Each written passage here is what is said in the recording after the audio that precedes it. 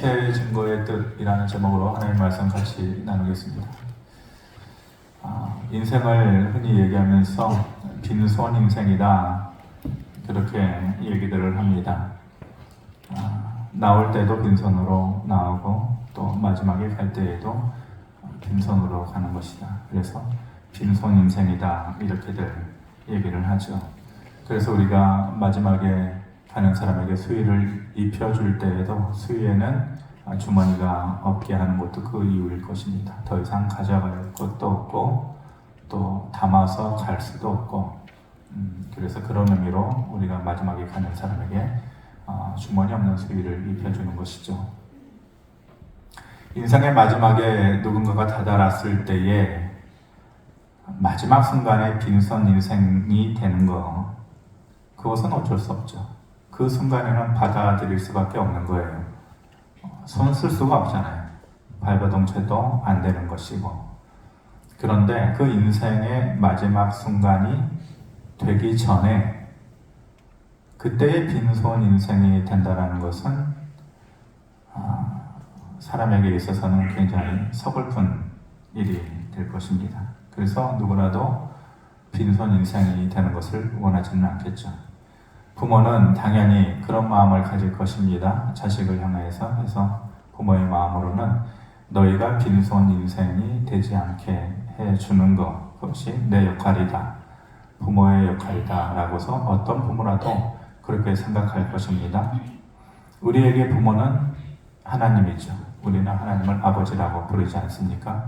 하나님 아버지도 우리를 향한 똑같은 마음을 가지고 계시는 거예요. 너희가 살아갈 때 빈손 인생 되지 않게 내가 도와줄게 라고 말씀하시는 것이죠. 출애굽을 준비하는 백성들에게 있어서 하나님께서 그 은혜를 구체적으로 보여주셨어요. 오늘 본문 말씀 4장부터인데 3장 끄트머리에 보면은 이렇게 말씀하고 있죠. 이스라엘 백성들이 애굽에서 430년 노예 생활을 했어요. 그 당시에 출애굽을 빠져나올 때에 장정이 60만 명이니까 애들 포함, 여자 포함하면은 200만 명 될 것이다. 누구라도 이렇게 추정을 하고 있는데 200만 명 되는 사람들이 엄청난 숫자잖아요. 그런데 그 당시에는 농경사회란 말입니다. 지금은 기술사회니까 한 사람이 똑똑한 사람이 있으면은 그 한 똑똑한 사람이 한 명만 있어도 나라를 먹여 살리고 또 10만 명을 먹여 살릴 수도 있고 이렇게들 얘기하죠. 그런데 그 당시에는 똑똑한 한 사람이 중요한 게 아니에요. 농사 지을 때에 똑똑한 한 사람이 필요한가요? 아니에요. 농사 지을 때는 무조건 개나 소나 다 나와서 도와줘. 일어날 수만 있으면 나와가지고 다 도와주는 것이 제일 좋은 거죠. 그러니까 사람 수가 많은 것이 국력이 되는 거예요. 그런데 430년이라는 긴 시간 동안 애굽에서 이스라엘 백성들이 빨래도 해주고 밥도 해주고 또 허드렛 일 해주고 그렇게 살아왔는데 갑자기 200만 명이나 되는 사람들이 빠져나간다고 하면 누가 좋아하겠어요? 어떤 왕이 좋아할 것이며 어떤 백성들이 좋아하겠어요? 그 사람들이 나간다고 할 때 좋은 시선으로 내보내 주겠어요? 그렇지 않죠. 그들의 손에 뭘 쥐어주면서 그들을 내보낸다? 있을 수 없는 일이에요. 너희들이 가진 거 다 내놓고 가라. 너희들이 만약 나가고 싶다면은 너희들이 가지고 있는 거 마지막까지 다 내놓고 가라. 이게 아마 사람의 마음일 거예요. 그럼 이스라엘 백성들 뭐가 되는 거예요? 빈손 인생 되는 거예요. 그렇게 허리가 휘도록 오랜 기간 일했어도 그들의 인생의 모습은 빈손 인생 되는 거잖아요. 근데 아버지 하나님은 그거 원치 않으셨다. 내 백성, 내 자녀들이 빈손 인생 되지 않게 해주시겠다. 그러면서 잃어버린 것을 너희들이 오랜 기간 동안 굴욕당하면서 잃어버린 것을 오히려 하나님의 능력으로 되찾아주겠다. 이렇게 말씀하시는 것이죠. 그런데 현실적으로 보면은 누군가가 이 얘기를 들었을 때에 그게 가능한 일일까요? 이렇게 생각했을 거예요. 왜냐하면 이스라엘 백성들은 힘 있는 백성이 아니잖아요. 눌림받는 백성이고 자유를 잃어버린 백성들이었는데 자기들 마음대로 할 수가 없잖아요. 그러니까 그 일이 되겠어? 이렇게 생각했겠죠. 그런데 출애굽기 3장 21절, 22절에 보면 이렇게 말씀합니다. 내가 애국 사람으로 이 백성에게 은혜를 입히게 할지라 너희가 나갈 때에 빈손으로 가지 아니하리니 너희는 애국 사람들의 물품을 취하리라.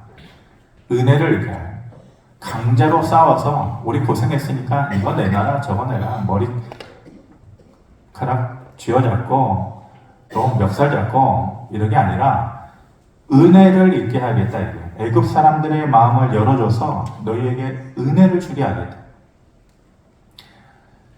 이게 말로는 쉽지 현실로는 이게 가능하냐고요. 어려운 일이에요. 200만 명이 빠져나갈 때에 누가 좋아하겠어요? 내일 아침이면은 내 손으로 빨래해야 되고 내 손으로 벽돌 구워야 되고 내 손으로 허드렛 일을 해야 되고 백성도 그렇고 왕도 그렇고 좋아할 리가 없잖아요. 그런데 하나님께서 그 약속을 해주셨고 한참이나 시간이 지난 다음에 실제로 이스라엘 백성들이 빠져나오게 될 때에 되어진 일은 12장에 이렇게 얘기해요. 여호와께서 애국 사람들에게 이스라엘 백성에게 은혜를 입히게 하사. 이것은 결론이죠. 그들이 구하는 대로 말하는 대로 주게 하심으로 그들의 애국 사람들의 물품을 취하였더라. 결과적으로 하나님께서 말씀하신 대로 그렇게 해주셨어요. 약속대로 해주셨어요. 하나님은 우리의 인생에 빈 부분을 채워주시는 분이신 것 같아요. 우리는 우리 스스로 우리의 인생에 자꾸 공간을 만들어요. 연약의 공간, 상처의 공간, 부족의 공간을 만들어요. 그것은 우리가 어쩔 수 없는 약한 인간이기 때문에 그래요. 우리가 약해서 만든 그 공간을 하나님께는 그렇게 채워주셔요. 이스라엘 백성들에게 430년의 공간을 하나님께서 기가 막히고 놀랍게 애국 사람들의 마음을 열어서 채워주셨다는 것이죠. 하나님은 우리의 인생의 빈 부분을 그렇게 채워주시는 분이에요. 생각지도 못했던 거죠. 뜻밖의 은혜예요. 이스라엘 백성들이 나오면서 꿈꿨겠어요? 야, 애국 사람들이 우리가 요구한 대로 다 내줄 거야. 나중에 보면 구체적으로 금이든지 은이든지 다 내줬다고 그랬거든요. 누가 꿈꿨겠어요? 누가 상상해나 했겠어요? 생각지도 못한 은혜였어요. 뜻밖의 은혜였어요. 상상하지 못했던 은혜였어요. 그런데 그것이 이루어진 거예요. 우리는 살면서 자꾸 소망을 잃어가면서 살아가요. 희망을 잃어가면서 살아가요. 그렇게 되겠어? 라는 말, 실망과 자기 자신에 대한 그런 약한 모습으로 살아가는 것이죠. 그런데 하나님께서는 우리가 생각지도 못했던 것, 또 뜻하지 못했던 것, 바라지 못했던 것들의 빈 공간을 채워주실 만한 능력을 충분히 가지신 하나님이신 것이죠. 오늘 아침에 제가 여러분들에게 드리고 싶은 서두의 말씀은 우리에게도 그런 은혜가 있기를 바라는 것이죠. 우리가 생각지 못했던 것, 꿈꾸지 못했던 것, 바라지 못했던 인생의 빈 부분을 하나님, 내 인생의 빈 부분은 이거예요. 내 인생의 빈 부분은 자식이에요. 내 인생의 빈 부분은 내 자신의 모습이에요. 내 가족이에요. 그랬을 때에 우리 스스로 거기에 손대지 못해요. 방법이 없잖아요.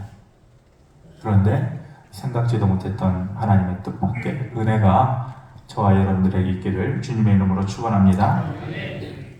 이러한 약속을 이스라엘 백성들과 모세에게 하나님께서 주셨어요. 그런데 모세라는 사람이 우리가 알다시피 그렇게 아멘 하는 충성스러운 사람이 아니었어요. 그런 약속을 주셨음에도 불구하고 의심하고 또 두려워하고 있는 모세를 향하여서 하나님께서 너 정말 그럴래? 내가 너에게 그 약한 모습을 그 빈 부분을 내가 확실하게 채워주마. 그 약속을 주시고 증거를 주셔요. 의심과 두려움을 없애기 위해서 세 가지 눈으로 볼 수 있고 마음으로 느낄 수 있는 증거를 하나님께서 허락해 주시죠. 그 세 가지 증거가 무슨 뜻을 담고 있는지 살펴보자면 첫 번째로 보여주신 증거는 지팡이가 뱀이 되게 하셨다. 우리가 어린 시절부터 주일학교 때 자주 들어왔던 얘기지만은 이 안에 들어있는 그 의미가 뜻이 뭘까? 그리고 그 뜻을 보여준 거죠. 하나님께서 모세에게 보여준 것이 야, 뱀 됐어. 이걸 말하겠어요? 야, 지팡이가 뱀 됐다. 너도 잘 봤지? 이거 보여주시려고 그런 거겠어요? 그게 아니잖아요. 그게 가지고 있는 뜻이 뭔지 알아? 그거 느껴라. 이거 아니겠어요? 오늘 아침에도 우리에게 똑같은 말씀을 주시는 것일 거예요. 지팡이가 모세계가 가지고 있는 지팡이가 뱀이 되었어요. 그런데 이것은 참 특이한 현상이죠. 지팡이라는 것은 막대기는 뭐예요? 생명이 있어요, 없어요? 생명이 없는 거죠. 그 생명이 없는 지팡이 하나 딱 서 있는 거예요. 그것을 우리는 무라고 그래요. 무. 생명이 없는, 아무것도 없는 무. 그런데 그 지팡이를 던졌더니 뱀이 되었어요. 꿈틀꿈틀대는 뱀이 되었어요. 생명이 있고 호흡을 해요. 뭐가 된 거예요? 유가 된 거예요. 무에서 유를 만들어낸 거예요. 이 세상에서 무에서 유를 만들어낼 수 있는 분이 계실까요? 누가 유에서 무를 만들어낼 수, 무에서 유를 만들어낼 수 있을까요? 사람은 기술이 참 좋고 똑똑하고 하늘을 찌를 듯한 능력을 가지고 있어요. 그런데 사람이 할 수 있는 것을 가만히 살펴보면은 유에서 유를 만들어내는 거예요. 있는 것에서 더 좋은 것을 만들어내는 거예요. 완전한 무에서 유를 만들어낼 수 있는 것은 없어요. 그것은 온전히 하나님만 하실 수 있는 것이에요. 그래서 딱딱한 막대기에서 뱀으로 만들면서 완전한 무에서 유를 만들어낼 수 있는 것은 나다. 이렇게 말씀하시는 것이죠. 그런데 놀랍게도 바로왕 밑에 있었던 술사들, 마술사, 요술사들을 얘기하는 것이고 술사들도 비슷한 행위를 하는 거예요. 그런데 구전에 보면은 성경에는 그렇게 나와 있지 않지만 구전에 보면은 어떻게 나와 있냐면 비스무리하게 하는 거예요. 똑같이 하는 것이 아니라 모세는 막대기를 던져서 무에서 유를 만들었잖아요. 근데 이들이 하는 거는 흉내내는 거예요. 어떤 거냐면은 뱀을 딱딱하게 만드는 거예요. 막대기가 뱀이 되는 것이 아니라 뱀이 막대기 되는 것처럼 보이는 거예요. 그러니까 꿈틀꿈틀대는 뱀에게 어떤 체면 상태를 걸어서 그 뱀이 딱딱해지도록 만드는 정도의 행위를 한 것이죠. 그러니까 완전한 무에서 유를 창조하는 것과는 비교될 수 없는 거예요. 그런데 성경의 뒤에 보니까 일부 술사들이 비슷한 그러한 능력을 발휘를 해요. 그러면서 마찬가지로 막대기로 뱀을 만드는 술사들도 있었어요. 야, 대단하다. 이거 하나님만 하실 수 있는 일인 줄 알았는데 애굽의 술사들도 이것을 할 수 있네 라고 깨달을 즈음에 하나님께서 어떤 행동을 하시냐면은 7장 12절에 보면 이렇게 말씀하셔요. 각 사람이 지팡이를 던짐에 뱀이 되었으나, 여기까지는 똑같죠. 되었으나 아론의 지팡이가 그들의 지팡이를 삼키니라. 아론이 던진 지팡이가 그들의 지팡이를 삼켰다.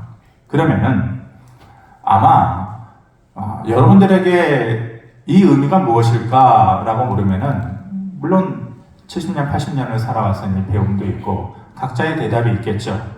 근데 어린 아이들한테 이 얘기를 물으면은 애들은 뭐라고 대답할까요? 야, 아론의 지팡이가 애굽의 술사들이 만든 뱀을 삼켰다. 그러면 애들은 이것을 어떤 상징적인 의미로 받아들일까요? 아론의 지팡이, 모세의 지팡이가 더 세군요. 더 강하군요. 삼켰다라는 의미를 아마 그렇게 받아들이고 해석할 거예요. 하나님의 능력이 더 크군요. 그 능력을 받은 모세와 아론의 지팡이가 그리고 만들어낸 뱀이 더 강하군요. 더 세군요. 이렇게 얘기합니다. 그들이 아무리 흉내내려고 하더라도 도저히 세상에 가진 힘으로는 하나님을 능가할 수 없는 그것을 보여줍니다. 세상에 어떤 강함이 있다 할지라도 그것으로는 하나님을 능가할 수 없다. 흉내는 내어도 하나님처럼 될 수도 없고 하나님에 근접할 수도 없는 무모한 것이다. 이것을 말해주려는 것이죠. 하나님은 강하다라는 것을 삼켰다라는 겉으로 드러나는 행위를 통해서 상징적으로 보여주시는 것이에요. 그래서 개인적으로 제가 좋아하고 늘 말씀드리는 고린도전서 1장 25절의 말씀을 그래서 좋아해요. 사람의 하나님의 어리석음이 사람보다 지혜롭고 하나님의 약함이 사람의 강함보다 강하다. 하나님의 어리석을 수는 없어요. 근데 어리석다 할지라도 아무리 사람이 지혜로운 것보다도 더 지혜롭다. 하나님의 약할 수는 없어요.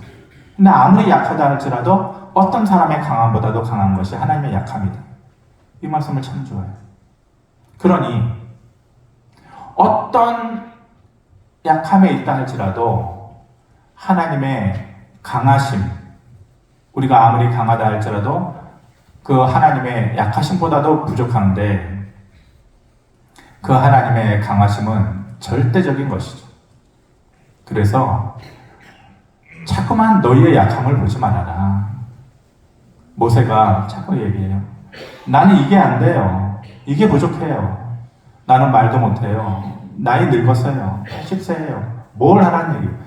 자꾸 이것을 통해서 첫 번째 증거를 통해서 보여주시려고 하는 것은 너의 약함을 보지 마. 너는 약해. 당연히 너는 약해. 그런데 강한 내가 있으니까 나를 봐라. 너의 약함을 집중해서 봐서 자꾸 쭈그러들고 좌절하고 절망하고 그렇게 이불 속으로 기어들어가지 말고 너는 약해. 모세도 마찬가지야. 그런데 너의 약함을 보지 말고 내 강함을 봐라. 이런 의미로 상징적으로 아론의 지팡이의 뱀이 애굽의 술사들의 뱀을 삼킨 것이죠. 나는 너보다 강하니까 너의 약함 때문에 힘들어하지 말고 강한 나를 의지해라 라고 하는 것이 첫 번째 보여주시는 그 증거의 뜻일 것이에요. 두 번째로 의심하고 두려워하는 모세에게 보여주신 증거가 뭐냐면은 손에 나병이 생기게 하신 것이죠. 6절 7절 말씀에 이렇게 얘기합니다. 여호와께서 또 그에게 이르시되 내 손을 품에 넣어라 하시매 그가 손을 품에 넣었다가 내어보니 그의 손에 나병이 생겨 눈같이 된지라. 이르시되 내 손을 다시 품에 넣어라 하시매 그가 다시 손을 품에 넣었다가 내어보니 그의 손이 본래의 살로 되돌아왔다. 요즘에 불치병이라고 하는 것은 그래도 뭐 신종 바이러스도 있고 여러 가지 요즘 좀 위험스럽다고 얘기하대요. 신종 또 독감, 코로나 바이러스 이렇게 동시다발적으로 다시 생겨나서 겨울철에 좀 주의를 해야 된다 이런 말이 있더라고요. 근데 어찌되었건 사람들의 받아들이기에 아직까지 우리에게 있어서의 불치병은 여전히 정복을 해야 하는 암인 것이죠. 암. 그런데 지금은 암이 불치병이지만 그 당시의 불치병은 뭐냐? 나병이에요. 나병. 지금이야 그 나병은 고칠 수 있는 것이지만 그 당시에는 의학적인 기술로는 나병을 고칠 수가 없어요. 그러니까 나병에 걸리면은 어떻게 되는 거예요? 죽는 거예요. 살아날 수가 없는 거예요. 그러니까 나병은 죽음이다라는 공식이 대입이 되는 것이죠. 근데 모세의 품속에 맨손을 보여주고 품 안에 넣어라. 그랬더니 멀쩡한 손이 나병이 걸려서 나왔어요. 그러니까 생명이 있는 손이 나병이 되어서 나왔다는 것은 죽음의 손이 되어서 나왔다는 거예요. 생명이 죽음이 되었다는 것이에요. 그리고 나서 곧바로 하나님께서 그 손을 다시 품에 넣어라 그랬더니 손에 넣었더니 다시 온전한 손이 되는 거죠. 죽음의 손이 다시 생명의 손이 되었다. 생명에서 죽음으로 다시 죽음에서 생명으로 그 찰나의 순간에 생명이 죽음이 되고 죽음이 다시 생명이 되는 이런 경우들을 우리가 살면서 경험할까요? 쉽지 않죠. 근데 그 증거를 통해서 뭘 나타내 주시려고 하는 거예요? 생명과 죽음의 주관자가 나다. 살고 죽는 것에 대한 주관자가 나다. 내가 그 결정권자다. 생명에서 죽음으로, 죽음에서 생명으로 옮기는 자가 바로 여호와 하나님이시다라는 것을 상징적으로 모세와 그 백성들에게 보여주시려고 하시는 거예요.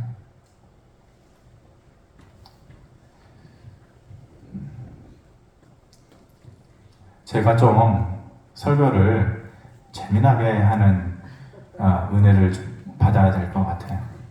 저는 나름대로 열심히 한다 그러는데 재미나게 해야 되나 봐요, 요즘은. 의미 있게, 진지하게, 내용 있게 하는 것은 별로고, 재미있게, 개그맨처럼 그렇게 해야만 잘하는 것 같아요. 저도 노력을 해야겠지만, 여러분들도 노력을 좀 해주셨으면 좋겠어요. 왜냐하면 유명 강사를 보니까 그 사람이 하는 말이 떠오르네요, 갑자기. 정말 유명한 사람이에요. 강의를 정말 잘하는 사람이에요. 근데 이 사람이 상처가 있어요. 무슨 상처가 있냐면은 매번 앞에서 반응하는 청중들을 너무 신경 씁니다. 너무 자기 마음이 소심해서 너무 신경 써서 상처를 받는다는. 야, 저렇게 말 잘하고, 여러분들 잘 아실 거예요. 저렇게 말 잘하고 대단한 사람인데 또 그렇구나. 안 그럴 것 같은데 그렇구나. 그렇게 대단한 사람도 그런다는데 이렇게 대단하지 못한 나는 얼마나 상처가 되겠어요. 예, 잘 들어주세요. 지난 주 중에 우울함이 있었어요. 소식을 듣고 나서 저는 감정의 골이 좀 깊어서 감정의 상이 오래 가요. 아픈 거, 슬픈 거, 억울한 거, 이런 감정의 상이 좀 오래 가는 편이거든요. 그런데 우리 노예의 목사님 한 분이 갑자기 돌아가셨다는 문자를 받았어요. 근데 제가 사실 잘하는 건 아니지만은 노예 목사님들 만나가지고 어울리고 만나고 얘기하고 이런 걸 잘 못해요. 안 하기도 하고 못 하기도 하고. 그런데 2년 동안 노예 임원을 어떻게든 하라고 그러니까 임원을 2년을 하지 않았습니까? 하다 보면 해야 되는 일이 있잖아요. 아버지가 되면 아버지 일을 해야 돼요. 싫어도 해야 돼요. 선배가 되면 싫어도 선배 노릇 해야 돼요. 목사가 되면 싫어도 목사 노릇 해야 돼요. 근데 임원이 되다 보니까 싫어도 하게 되잖아요. 사람들 만나게 되고 자리에 가게 되고. 그래서 알고 지낸 분이 그 분이에요. 몇몇 분들. 근데 저보다 이제 2살 위고 아이들 연령대도 비슷하고.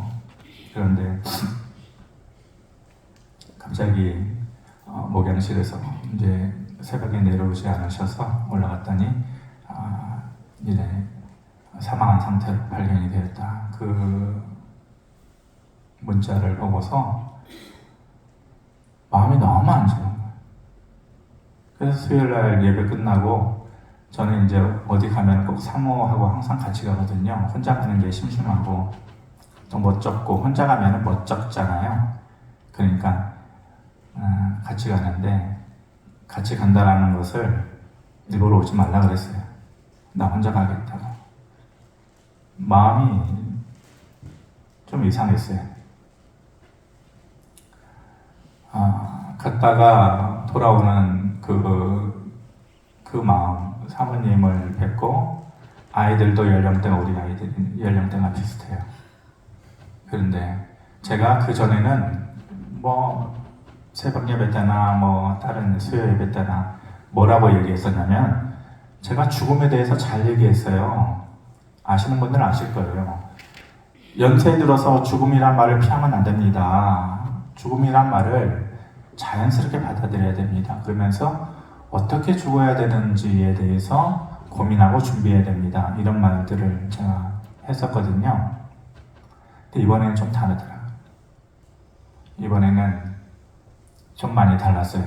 그리고 그 사모님의 얼굴을 보고 아이들을 보고 이제 너 몇 살이니? 그랬더니 1살, 2살 차이 나더라고요. 그래서 신발을 신고 이제 마지막으로 인사를 하려고 고개를 숙이는데 그때 막 울음이 왈칵 쏟아지더라고요.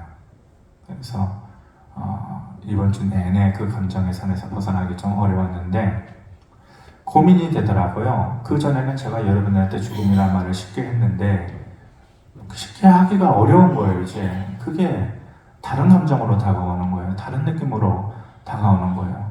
만약 나라면 어떻게 됐을까? 내가 저렇게 준비되지 않은 상태로 같은 경우를 당하게 되면 내 가족들은 어떻게 될까? 이런 생각을 계속해서 하게 되는 거죠. 주중에 계속 그 고민 중에 있었어요. 근데 완전한 결론은 아니고 주일이 가까우니까 그 고민에 빠져 있을 수가 없잖아요. 계속해서. 그래서 스스로 내 마음을 정리하려고 애쓰고 애썼는데 그 애쓴 마음이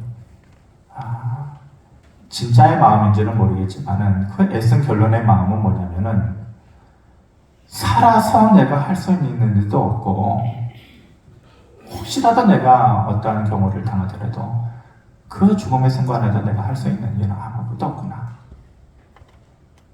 내가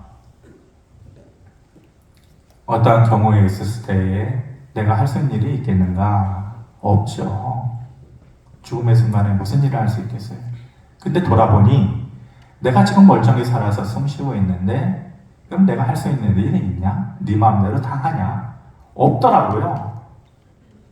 살아도 죽어도 내가 할 수 있는 일이 없더라고요. 그래서 억지로 주의를 앞두고 내가 마음속에 결론을 내린 것이 뭐냐면은 내가 할 수 있는 일이 아무도 없구나. 맡길 수밖에 없구나. 맡길 수밖에. 이렇게 하시든지 저렇게 하시든지 나보다는 낫겠지. 내가 하는 것보다 하나님께서 하시는 것이 낫겠지. 맡길 수밖에 없겠구나. 왜냐? 그분이 생명에서 죽음으로 또 곧바로 죽음에서 생명으로 생명과 죽음을 주관하시는 분이시니까 그분에게 맡길 수밖에 없구나. 아동바동하지 말고 모세에게 말하는 것이 뭐예요? 생명의 주관자가 나다. 나한테 맡겨라. 하나님께서 그 증거를 통해서 두 번째로 말씀하시고자 하는 것은 바로 그것이에요. 그럼 마지막으로 세 번째 증거를 보여주시는 것이 나일 강물이 피가 되게 하셔요. 9절의 말씀인데 우리 한번 같이 읽어볼까요? 시작. 그들이 이 두 이적을 믿지 아니하며 내 말을 듣지 아니하거든 너는 나일 강물을 조금 떠다가 땅에 부으라. 내가 떠온 강물이 땅에서 피가 되리라. 우리는 정말 좋은 나라에 살고 있어요. 여러 가지 조건들이 좋은 게 많죠. 그 가운데서 하나가 도심을 가로지르는 큰 강. 어디에도 이런 강을 찾아보기가 쉽지 않아요. 한강. 그래서 우리가 한강의 기적이다 이렇게 부르죠. 한강의 기적을 본따서 동남아에서 무슨 강의 기적이 있어요? 메콩강의 기적이 있어요. 캄보디아, 라오스, 베트남 여기 가로시르는 메콩강의 기적이 있죠. 세계사적으로 보면은 이 강을 끼고서 많은 기적들이 발생하는데 한강의 기적, 메콩강의 기적하고는 비교도 할 수 없는 큰 기적. 그래서 우리는 그것을 4대 문명의 발원지다 이렇게 얘기해요. 인류가 시작되면서 문명이 발달하면서 어디를 중심으로 문명이 생겨나게 되느냐. 첫 번째로는 중국의 황하강과 양치강을 중심으로 황하 문명이 발생이 되고 인도의 또 인더스강 중심으로 인더스 문명이 발생이 되어지고 또 지금은 이라크 지역이라고 말할 수 있겠죠. 티그리스강, 유프라테스강을 두 강 사이로 메소포타미스 이게 두 강 사이에서 이런 말이거든요.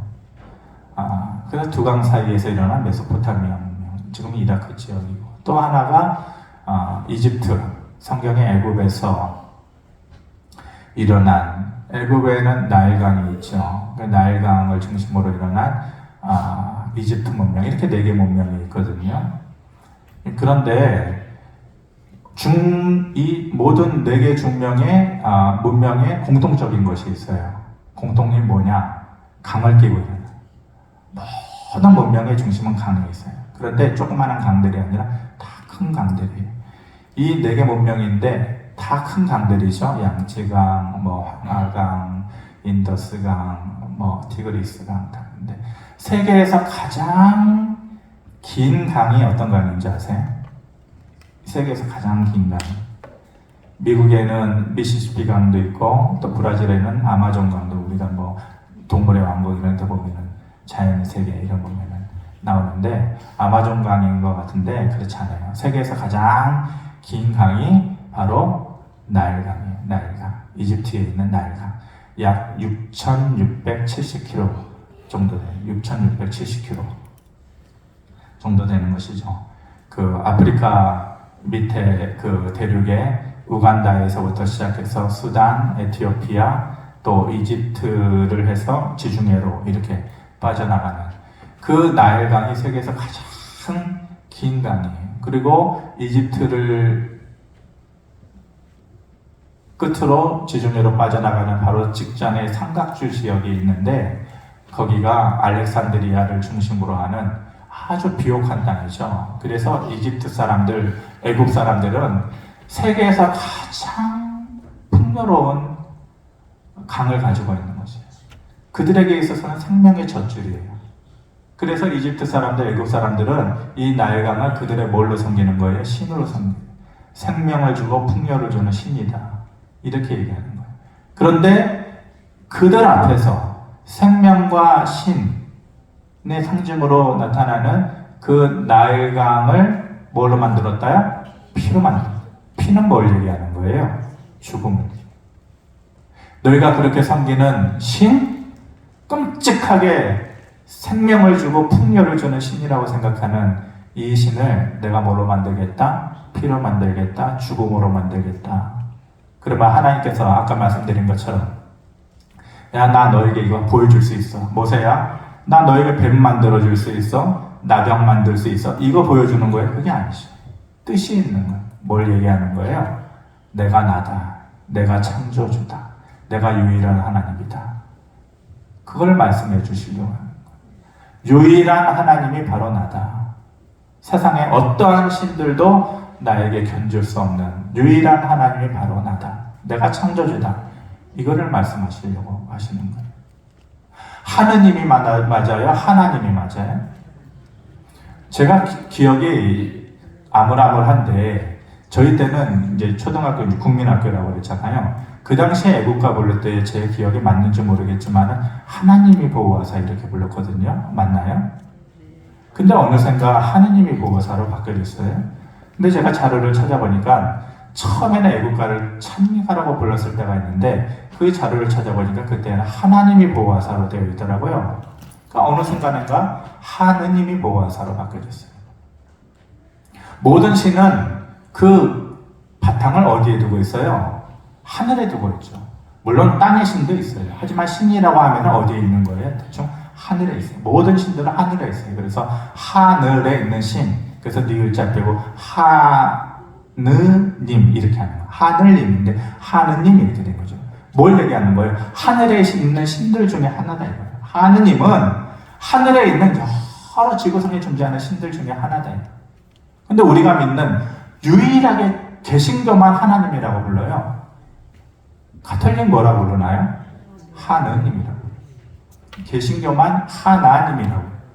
왜 하나님이라고 부르는 거예요? 세상에 유일하신 분이다. 한 분밖에 안 계신 모든 능력에 있어서도 모든 지식에 있어서도 오로지 우리가 믿는 그 하나님, 유일하신 여호와 하나님밖에 없다. 그래서 우리는 하나님이라고 부르는 거잖아요. 사람들은 그거 싫어해요. 그래서 왜 너희 하나님밖에 없어? 다른 신들도 숱하고 많은데 왜 유독 하나님만이야? 그게 싫은 거예요. 그래서 하느님으로 바꿔가는 거예요. 근데 우리의 믿음은 뭐예요? 아니다. 오로지 그분만이다. 오로지 그분만 우리에게 유일하신 여호와 하나님이다 라고 믿는 고백을 하는 거예요. 하나님만이 우리를 구원하시는 능력을 가지신 분이고 하나님만이 유일하게 우리에게 위로가 되시는 분이고 하나님만이 우리에게 유일하게 소망을 주시는 분이고 하나님만이 우리에게 유일한 삶의 돌파구를 주시고 삶의 잃어버린 기회를 주시는 분이시고 하나님만이 유일하게 불기둥과 구름기둥과 같은 놀라운 방법으로 생각지도 않은 삶의 빈 부분을 채워주시는 그분이 여러 존재하는 신들 중에 있는 그분이 아니라 오로지 우리가 믿는 아버지라고 부르는 그 여호와 하나님뿐 하나님만이 유일하신 하나님이다. 너의 고백은 그게 돼야 된다, 모세야.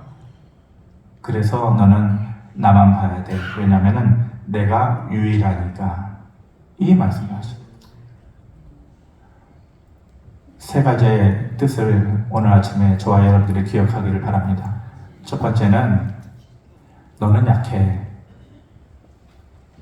약한 너를 보고 자꾸 좌절하지 말고 나는 그들의 벽을 삼킨 강한 하나님이다. 강한 나를 바라요. 그리고 생명의 주권자는 나야. 나한테 맡겨.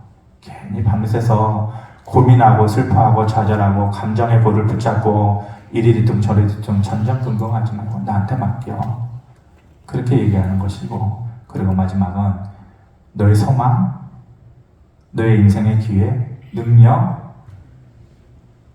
그 모든 것을 주실 수 있는 분은 유일한 너희 아버지 하나님뿐이야 라는 것을 말씀해 주시는 것입니다. 저와 여러분들 기억하기를 바랍니다.